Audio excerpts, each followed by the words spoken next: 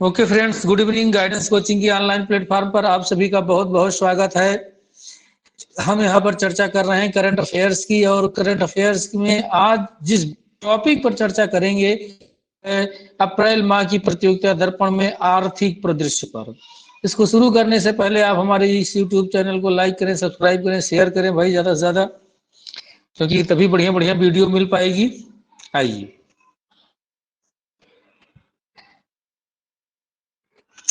हाँ देखिए आपकी स्क्रीन पर है ये आर्थिक परिदृश्य। क्या है? आर्थिक परिदृश्य आपकी स्क्रीन पर दिया हुआ है। ठीक, तो पहले की तरह इसे सॉर्ट आउट करेंगे हम। आइए सॉर्ट आउट करते हैं। 2021-22 में देश में खाद्यान्नों सहित अधिकांश उपजों के रिकॉर्ड उत्पादन, इसको भी हम देखेंगे भाई किस किस खाद्यान्न के अधिकांश उत्पादन हुए, रिकॉर्ड उत्पादन। कृषि को आधुनिक रूप देने के लिए 100 किसान ड्रोन्स का उत्पादन, तो भी हम देखेंगे कब इसका जो है उद्घाटन किया गया। डेट इंपॉर्टेंट है, क्या होता है। ठीक, ये भी इंपॉर्टेंट है। भारत में दूरसंचार परिदृश्य दिसंबर 2021 के अंत की स्थिति, तो कोई मतलब नहीं है। पहले मैंने बताया था, एक बार चर्चा किया था कि सबसे अधिक जो है फोन कहाँ पर, सबसे ज्यादा दूरसंचार घनत्व तो सबसे ज्यादा कहाँ पे, सबसे कम कहाँ पे है, चर्चा किया था मैंने। ठीक, अभी टेस्ट नहीं हुआ, टेस्ट में भी प्रश्न बन जाएंगे आपके। ठीक, हाँ भारत, आइए देखते हैं आगे। भारत सहित अधिकांश देशों में 2021 में कच्चे इस्पात के उत्पादन में वृद्धि, उत्पादन वृद्धि में अमेरिका। ये इंपॉर्टेंट है आपका, इस्पात वाला इंपॉर्टेंट है, बहुत पूछा जाता है पीसीएस में, तो 100% रहेगा ये प्रश्न। ठीक है, और आपकी परीक्षा में रहेगा कि नहीं ये तो, क्योंकि पीसीएस के स्तर का प्रश्न है, वहां पर जरूर ये प्रश्न मिल जाता है, कई बार आया हुआ है, क्योंकि इसमें बदलाव होता रहता है इस्पात को लेकर के। बैंकों से ली गई ऋण राशि के घोटाले का अब तक का सबसे बड़ा मामला उजागर, देखेंगे भाई कौन सा मामला है। 2021-22 की छठी अंतिम मौद्रिक नीति में भी रेपो दर व बैंक दर सहित सभी प्रमुख बैंकिंग दरें अपरिवर्तित, तो कोई मतलब नहीं, मैंने कहा यार डाटा लास्ट में लेकर के आऊंगा। देश में पहली बार वाटर टैक्स, ये आपके लिए इंपॉर्टेंट है, कहां से कहां तक चल रही वाटर टैक्स, ये आपके लिए इंपॉर्टेंट है। एनएसओ का अभी हम कोई नहीं देखेंगे, लास्ट में आपको बताएंगे। और ये इंदौर एशिया के सबसे बड़े गोवर्धन बायो सीएनजी का जो है क्या किया जा रहा है, प्रोडक्शन किया जा रहा है, ये आपके लिए बहुत इंपॉर्टेंट है, तो मैंने सॉर्ट आउट कर दिया। अब एक एक बिंदु पर हम चर्चा करते हुए आगे बढ़ेंगे। भारत में कुल खाद्यान्न उत्पादन कितना हुआ है? 310 मिलियन, 310.74 मिलियन टन कुल उत्पादन हुआ है 2021 में, 2021 में। और 2022 में, 21-22 में कितना हुआ? 316, तो मतलब इस बार कुछ ज्यादा हुआ है। ठीक, आप देखेंगे 2021-22 में प्रमुख फसलों का उत्पादन आप देखेंगे चावल का इतना हुआ है, हालांकि आपके एग्जाम में नहीं आएगा फिर भी, लेकिन देख लीजिए 127.93। गेहूं में देखिए 111.32। ठीक, हाँ ये मिलियन में है सब।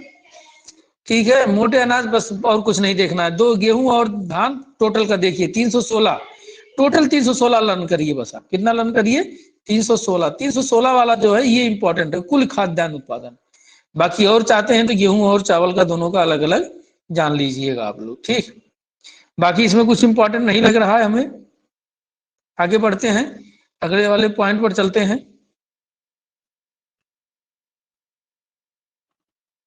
हाँ देखिए यहाँ पर है, ये दिया हुआ है, कृषि के को आधुनिक रूप देने के लिए 100 किसान ड्रोनों का उद्घाटन। तो कब उद्घाटन किया गया, ये आपके लिए ज्यादा इंपॉर्टेंट है। कब किया गया? 18 फरवरी। कब किया गया? 18 फरवरी,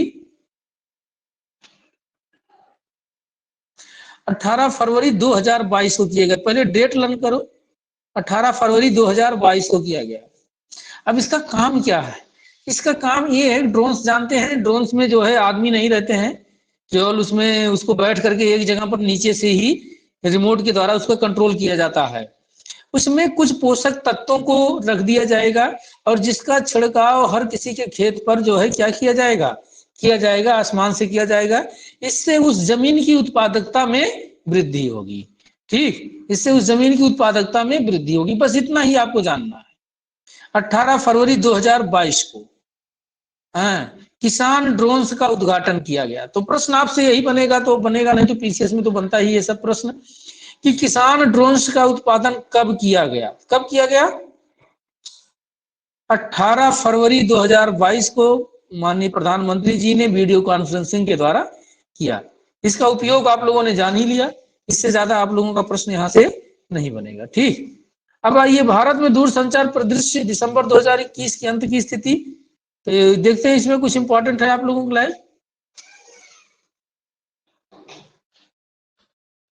नहीं, इसमें कुछ मुझे इंपॉर्टेंट नहीं लग रहा है, पहले वाला जो था वही जानते रहिए, डाटा वही मेन रहता है।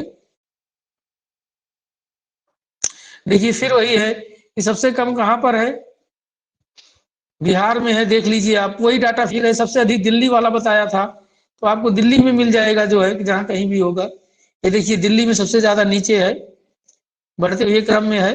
तो डाटा वही है पुराना वाला, एक बार फिर रिवीजन हो रहा है, अभी इतना जल्दी परिवर्तन नहीं होता किसी चीज में। ठीक है, आप देखते जाएंगे, ऊपर से बिहार और उत्तर प्रदेश को देख लीजिएगा और नीचे है सबसे, और जो है यहाँ पर पहुंच करके दिल्ली को देख लीजिएगा। ठीक, तो ये आपको मिल जाएगा यहाँ से डाटा टेलीगन, बाकी आपको यहाँ से कोई प्रश्न नहीं बनता है। आगे बढ़ते हैं। भारत सहित अधिकांश देशों को 2021 में कच्चे इस्पात के उत्पादन वृद्धि में अमेरिका के बाद भारत विश्व का दूसरा स्थान। तो देखिए पहला तो आप देखिएगा कच्चे इस्पात के उत्पादन, ये शब्द आप लोग मत भूलिएगा, कच्चा इस्पात। जब कच्चा इस्पात रहेगा तो उसमें पहले स्थान पर कौन है? अमेरिका है, यूएसए है, और दूसरे स्थान पर कौन है? भारत है। ठीक, हाँ, कच्चे इस्पात के उत्पादन में देखिए आप 2021 का डाटा है, ये इंपॉर्टेंट है, मैं बता रहा हूं। पीसीएस में तो कई बार पूछा गया है, आप लोगों के लिए हो सकता है इंपॉर्टेंट हो।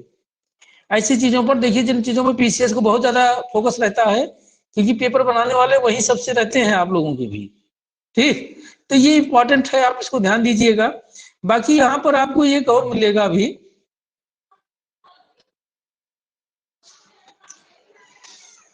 हाँ देखिए एक डाटा यहाँ पर भी मिल रहा है। इस डाटे को हम देखते हैं क्या है। विश्व के प्रमुख इस्पात उत्पादक 10 राष्ट्र, जब ये आएगा वहां कच्चा आएगा तो आप किसको जानेंगे? पहले स्थान पर है अमेरिका है, यूएसए है। कच्चे इस्पात के उत्पादन में कौन है? यूएसए है। जब विश्व के प्रमुख इस्पात उत्पादक आएगा तब किसको लगाएंगे? चीन को लगाएंगे पहले स्थान। ठीक, किसको लगाएंगे? चीन को लगाएंगे। ठीक, हाँ, और जो है दूसरे स्थान पर किसको है? फिर भारत। हालांकि एक आपके लिए सुकून की बात है कि दोनों दृष्टिकोणों में कौन है? भारत ही है। ठीक, हाँ, दोनों दृष्टिकोणों से भारत है। आप चाहे कच्चे इस्पात के उत्पादन में देखेंगे और चाहे प्रमुख इस्पात उत्पादक देशों की श्रेणी में देखेंगे तो भारत दोनों पे है, बस केवल चीन उसमें, ठीक, चीन उसमें जो है इस्पात उत्पादक में प्रथम स्थान पे और कच्चे इस्पात में जो है अमेरिका है। ये डाटा आप अपने दिमाग में बैठा लीजिएगा, यहाँ से प्रश्न बनता है आप लोगों के लिए। ठीक है, बैंकों से ली हुई ऋण राशि के घोटाले का अब तक का सबसे बड़ा मामला,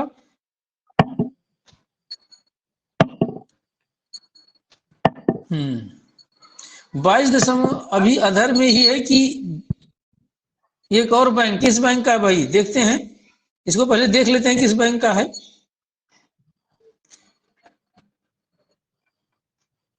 भारतीय स्टेट बैंक के, इसको देखा नहीं गया था पहले से, इसमें कुछ मिल नहीं रहा है, यहां से पढ़ते हैं मिल जाएगा। जो विजय माल्या के इतने और नीरव मोदी के इतने करोड़ घोटालों के योग के बराबर है। भारतीय स्टेट बैंक के नेतृत्व वाले 28 बैंकों के कंसोर्टियम इतने 2017 के जहाज निर्माण वाली मरम्मत करने वाली कंपनी एबीजे शिपयार्ड लिमिटेड है। कौन है? एबीजे शिपयार्ड लिमिटेड, बहुत बड़ा घोटाला किया है। एबीजे शिपयार्ड लिमिटेड के तत्कालीन चेयरमैन, अच्छा हाँ, उसके चेयरमैन कौन है? ऋषि कुमार को इसके लिए क्या बनाया गया? अपराधी बनाया गया। हालांकि अभी यहाँ पर क्लियर नहीं किए बहुत ज्यादा क्या है कैसे है। ठीक है, तो बहुत ज्यादा आप परेशान मत होइएगा यहाँ पर। ठीक है, आगे देखता हूँ इसको, इसकी आगे यहाँ से आपका प्रश्न बहुत नहीं बन रहा है। ये और यहाँ पर है, देखिए, भारत व संयुक्त अरब अमीरात के बीच स्वतंत्र व्यापार हेतु व्यापक आर्थिक भागीदार समझौता, इसको सरल भाषा में अगर हम कहें तो इसको सीपा कहते हैं। क्या कहते हैं? सीपा कहते हैं, CEPA। हम सीपा सीपा करके इसको जानते हैं। तो व्यापक आर्थिक भागीदार समझौता किसी किसके बीच हुआ अभी हाल ही में? भारत और संयुक्त अरब अमीरात। तो कभी कभी डेट के साथ भी पूछ लिया जाता है, तो डेट पूछा जाएगा 18 फरवरी 2022 को सीपा किस देश के साथ संपन्न हुआ, या व्यापक आर्थिक भागीदारी समझौता, स्वतंत्र व्यापार हेतु व्यापक आर्थिक भागीदारी समझौता किस देश के साथ संपन्न हुआ था? आप किसको बताएंगे? संयुक्त अरब अमीरात को बताएंगे। किसको बताएंगे? संयुक्त अरब अमीरात को बताएंगे सीपा के बारे में। ठीक, तो ये आपके लिए इंपॉर्टेंट है। और पीसीएस में तो बहुत इंपॉर्टेंट हो जाता है। पीसीएस में तो 100% यहाँ से प्रश्न ये तो आएगा ही आएगा, ऐसे प्रश्न आते ही आते हैं। ठीक है, क्योंकि वहां पर करंट की परसेंटेज थोड़ा ज्यादा रहता है, तो वहां पर ये सब प्रश्न आते हैं। ठीक है, बाकी आप जो भी एग्जाम देने जाओगे, हर एग्जाम में यहाँ से आपको प्रश्न मिलते रहेंगे। और देखिए ये क्या है, 2021 तो मैंने बताया, इसको मैं लास्ट में लेकर के आऊंगा सारा डाटा। जब आप पेपर देने जाओगे उसके पहले मैं ये सब डाटा आपको दूंगा। ये repo rate, reverse repo rate, bank दर, एमएसएफ दर, नगद आरक्षण पर जिसे सीआरआर कहते हैं, सर्वाधिक जिसे एसएलआर कहते हैं, इसको नगद को सीआरआर कहते हैं। ठीक है, और सर्वाधिक तरलता अनुपात को क्या कहते हैं? एसएलआर कहते हैं। आगे जब जियोग्राफी पढ़ाएंगे, वो इकोनॉमी पढ़ाएंगे, तो आप लोगों को ये सब शब्दावली आपकी क्लियर कर देंगे, वहां पर आपको कोई दिक्कत नहीं होगी। ठीक है, तो अब हम इसको छोड़ दे रहे हैं यहीं पर। देखिए अब देखेंगे, देश में पहली वाटर टैक्सी का मुंबई में शुभारंभ, ये आपके लिए इंपॉर्टेंट है। पूछा जाएगा देश में पहली वाटर टैक्सी का शुभारंभ कहां से कहां किया गया? तो मुंबई से नई मुंबई को जोड़ने में किया गया। मुंबई से किसे किसके बीच होगा? नई मुंबई। हाँ, ध्यान दीजिएगा इसको आप लोग। मुंबई से नई मुंबई के बीच किया गया। कहां किया गया? मुंबई से नई मुंबई के बीच में किया गया। ठीक, देश की पहली वाटर टैक्सी क्या है? देश की पहली वाटर टैक्सी का शुभारंभ यहां पर किया गया। ठीक, आगे बढ़े तो ये आपका देखते हैं, कुछ और है बीच में। मैंने बताया था ये, इसको डाटा फिर इसको हम लास्ट में ही देखेंगे, ये वाला डाटा। ठीक, इसमें कोई इंपॉर्टेंट नहीं है, आगे वाली पेज पर पढ़ते हैं।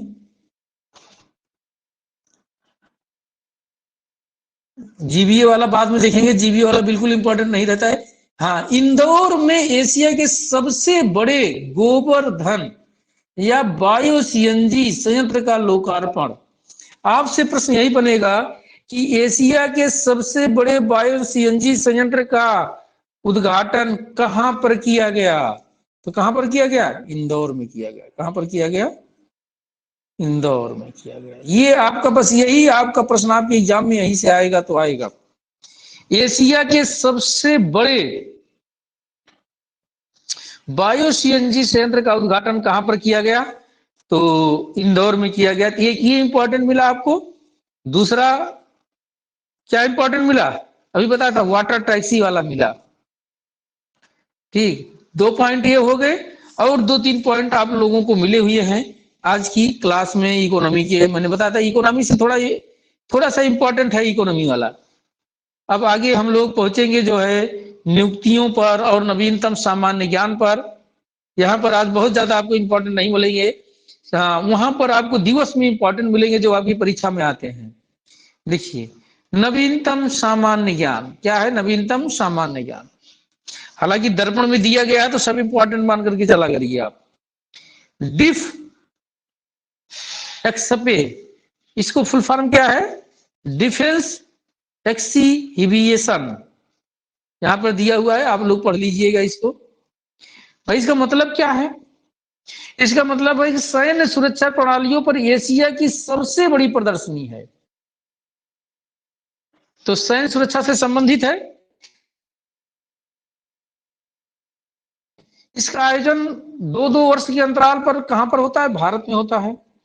तो एक्सपे का आयोजन कहां पर होता है?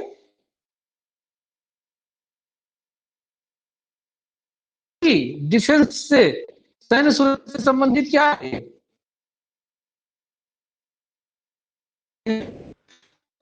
नेटवर्क नेटवर्क समस्या हो गई होगी आप लोगों को।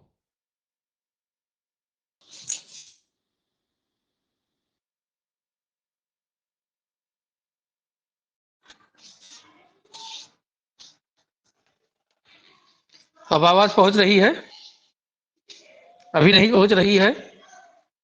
नेटवर्क की समस्या कभी कभी हो जाती है भाई। अब आवाज पहुंचने लगी? हाँ, नेटवर्क की समस्या हो जाती है कभी कभी, नेटवर्क हमारे यहाँ भी चला जाता है। मुझे पता चल गया कि नेटवर्क चला गया, क्योंकि गड़बड़ चल रहा था मामला। ठीक, तो आइए शुरू करते हैं फिर से। ठीक है, देखिए इसमें क्या है, मैंने बताया आपको डिफेंस एक्सीहिबिशन। ये क्या है? डिफेंस एक्सीहिबिशन क्या है? एक प्रदर्शनी है जिसका आयोजन 2-2 वर्ष के अंतराल पर कहां पर होता है? भारत में होता है। और इसका इस बार जो है,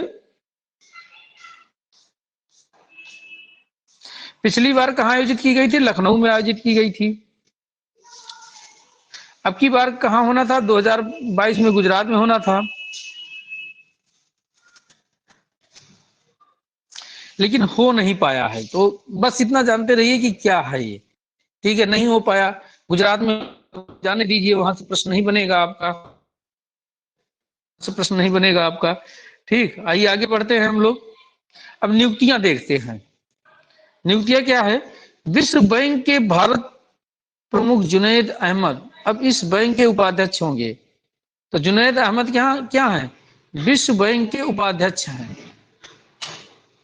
विश्व बैंक के उपाध्यक्ष बनाए गए हैं, बस इतना जानते रहिए, थोड़ा इंपॉर्टेंट है ये।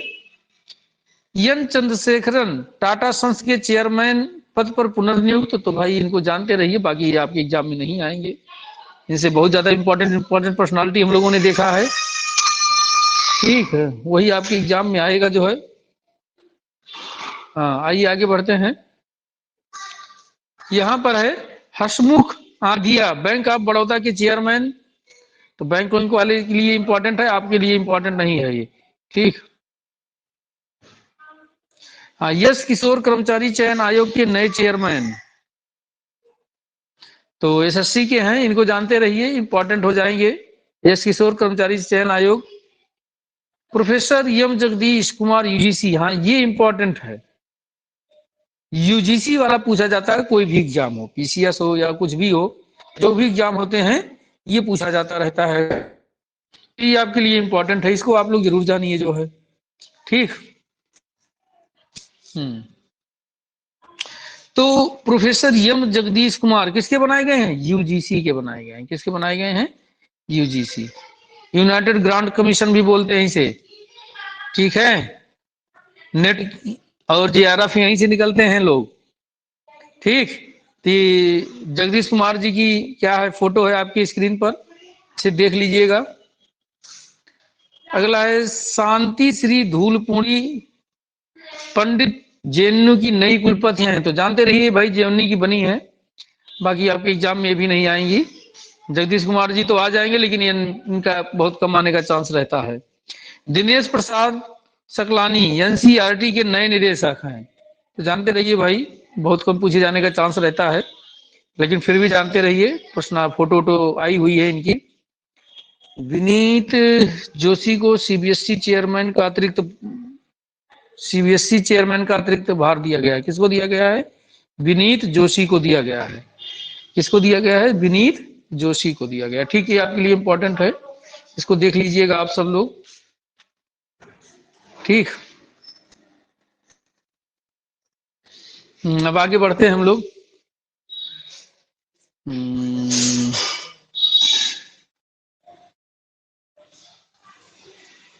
हाँ, यह देखते हैं जी अशोक कुमार देश के पहले राष्ट्रीय सुरक्षा समन्वयक क्या बनाए गए हैं? देश के पहले राष्ट्रीय सुरक्षा समन्वयक बनाए गए हैं। ये कौन? जी अशोक कुमार। तो पहले बनाए गए हैं, इसलिए सेना से संबंधित है, इसलिए आपके लिए क्या है ये, इसलिए आपकी परीक्षा के लिए इंपॉर्टेंट है, इसे आप जानते रहिएगा, जी अशोक कुमार जी को। ठीक, यस उन्नी कृष्णन नए विक्रम साराभाई अंतरिक्ष केंद्र के निदेशक बने हैं। तो विक्रम साराभाई अंतरिक्ष केंद्र के निदेशक कौन बना है? यस उन्नी कृष्णन, ये सब बहुत कम पूछे जाने के चांस रहते हैं। इसरो का अध्यक्ष कौन बना है उसको जानना जरूरी रहता है।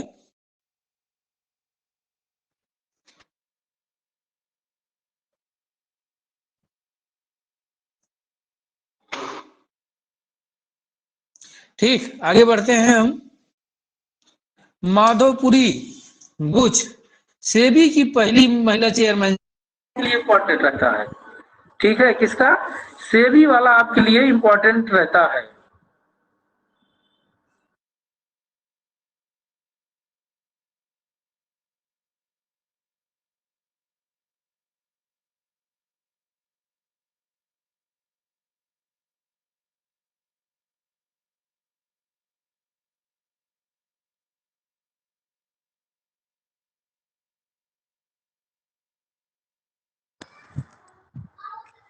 अशोक कुमार देश के पहले राष्ट्रीय सुरक्षा समन्वयक हैं। क्या है? पहले राष्ट्रीय सुरक्षा समन्वयक। माधवीपुरी बुच सेबी की पहली महिला चेयरमैन है। क्या है? पहली महिला चेयरमैन है। ठीक, आगे चलते हैं। ये देखिए सेबी की चेयरमैन के बारे में पहले तो आप ये जान लीजिए सेबी की स्थापना कब हुई थी। ठीक है, सेबी की स्थापना कब हुई थी? 1988 में हुई थी। ठीक, 1988 में हुई थी। देखिए यहाँ पर दिया हुआ है। ठीक, तो इसका चेयरमैन थोड़ा सा इंपॉर्टेंट रहता है। तो माधवपुरी के बारे में आप लोग जानते रहिएगा। माधवपुरी क्या है? सेबी की चेयरमैन है। ठीक, आगे बढ़े। समझ में तो आ रहा भाई आप लोगों के? अब पुरस्कार पर चलते हैं। ESPN क्रिक इंफो क्रिकेट पुरस्कार, कोई मतलब नहीं है इसका। ठीक है, इसका कोई मतलब नहीं है। ठीक, आगे बढ़ते हैं।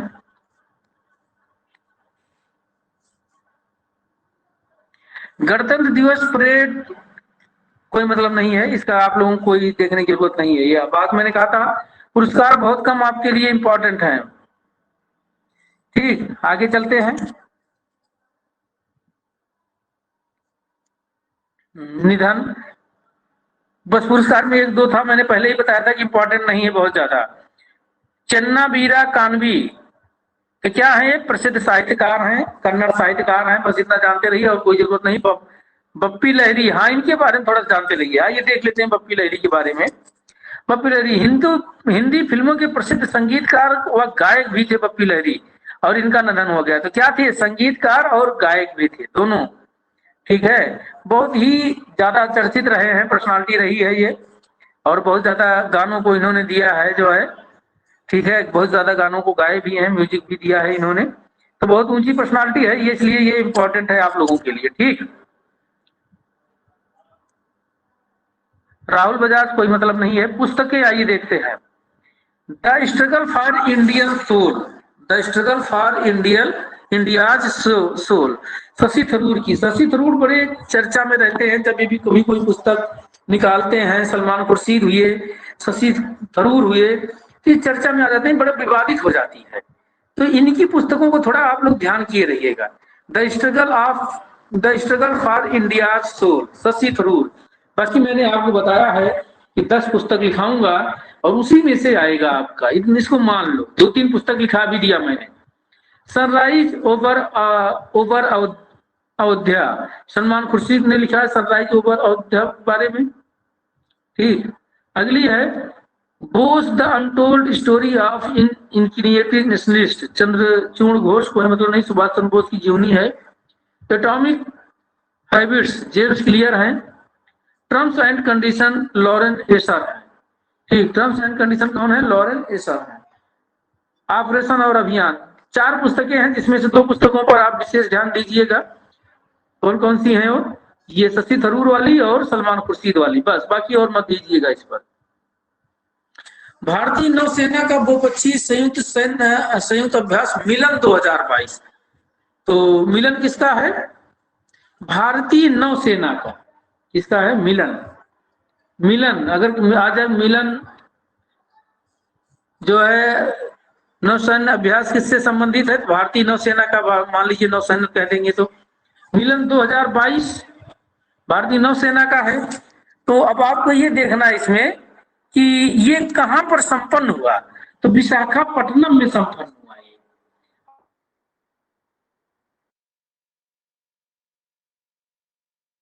कहां पर हुआ ये इंपॉर्टेंट और देश होते ज्यादा इसमें जो है। फिर और क्या इसमें इंपॉर्टेंट और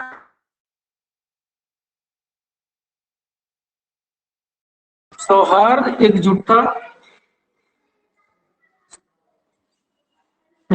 आवाज पहुंच गई, फिर आवाज कट गई थी भाई, आप लोगों की आवाज नहीं पहुंच रही होगी, अब तो पहुंचना शुरू हो गई। सौहार्द एकजुटता सहयोग, क्या है? सौहार्द एकजुटता सहयोग। ठीक, आज नेटवर्क की समस्या चल रही है थोड़ा सा। ठीक, सौहार्द एकजुटता सहयोग, तो ये थीम है इसकी मिलन की, और कहां पर हुआ है? विशाखापट्टनम पर हुआ है। कहां पे हुआ? विशाखापट्टनम। ये आपके लिए इंपॉर्टेंट है, इसे आप जानते रहिएगा। आगे है भारत व ओमान। क्या है? भारत व ओमान की वायुसेनाओं का संयुक्त अभ्यास ईस्टर्न ब्रिज। ठीक, ईस्टर्न ब्रिज किसके किसके बीच होता है? भारत और ओमान के बीच होता है। किसके बीच होता है? भारत और ओमान के बीच होता है। तो भारत और ओमान की कौन सी है? वायुसेना है, भारत प्लस ओमान।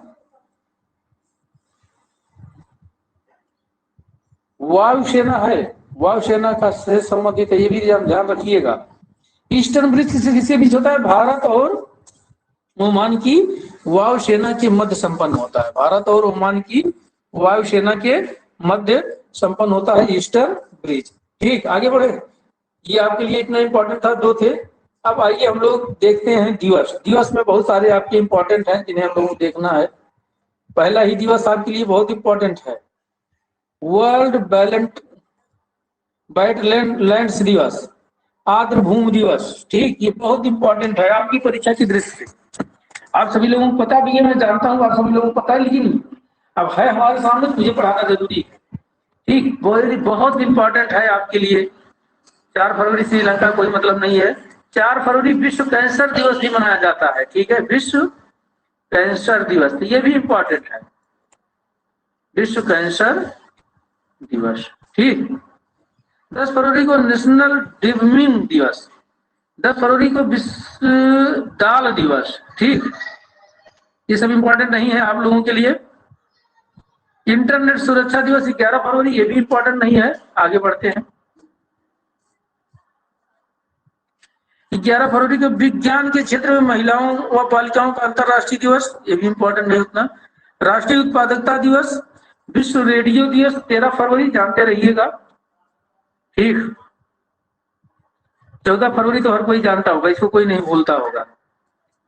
संयुक्त राष्ट्र सामाजिक दिवस 20 फरवरी, 20 फरवरी अरुणाचल प्रदेश व मिजोरम के स्टेट फूड दिवस, तो कोई मतलब नहीं है इसको भी।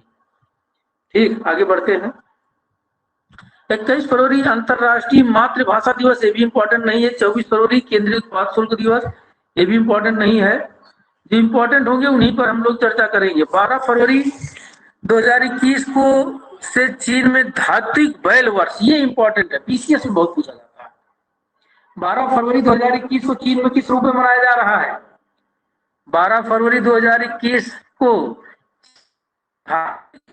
वर्ष, ईयर ऑफ मेटल ऑक्स, उसके ज्योतिषी चक्र के अनुसार चलता है। इसमें प्रश्न बहुत जाते हैं। ठीक, इच्छा की भी हो सकता है कि इम्पोर्टेंट, बहुत इंपॉर्टेंट रहेगा नेटवर्क। ठीक, आज नेटवर्क की समस्या होती जा रही, चलो कोई बात नहीं, हम लोग हार नहीं। ठीक, तो 12 फरवरी 2021 विश्व को चीन किस रूप में मना रहा है? विश्व मेटल दिवस के रूप में मना रहा है। ठीक, तो इसको कर लीजिए।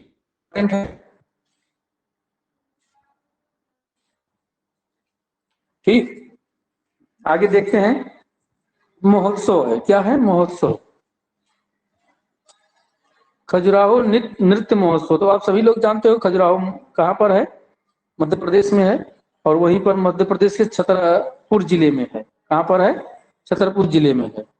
देश विदेश से आते हैं, और आजादी के अमृत उत्सव के रूप में इस समय ये ज्यादा महत्वपूर्ण हो गया था। बाकी यहाँ से प्रश्न नहीं बनना है।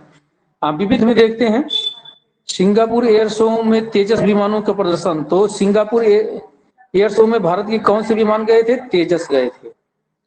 ये इंपॉर्टेंट है। ब्रिटेन का बहुपक्षीय वायुसैनिक कोबरा वॉरियर अभ्यास रद्द। तो कोबरा वॉरियर किसके होता है? ब्रिटेन और भारत के बीच में होता है, इसलिए और इस बार रद्द कर दिया गया है रूस यूक्रेन युद्ध के कारण। ठीक। अटल टनल माने जो होता है गुफा होती है, क्या होता है? 10,000 फुट की ऊंचाई पर विश्व की सबसे लंबी टनल है। तो विश्व की सबसे लंबी टनल का नाम क्या? अटल टनल है। किस किस राज्य में है?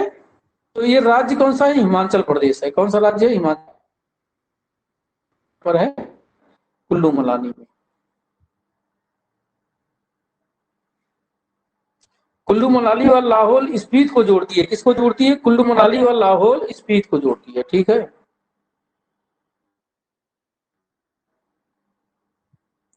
विश्व की सबसे लंबी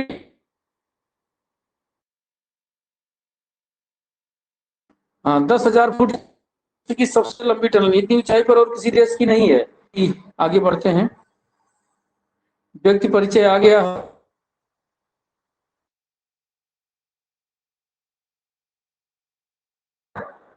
ठीक है, इसलिए थोड़ा सा हो रही है क्लास में, देख रहा हूं बार बार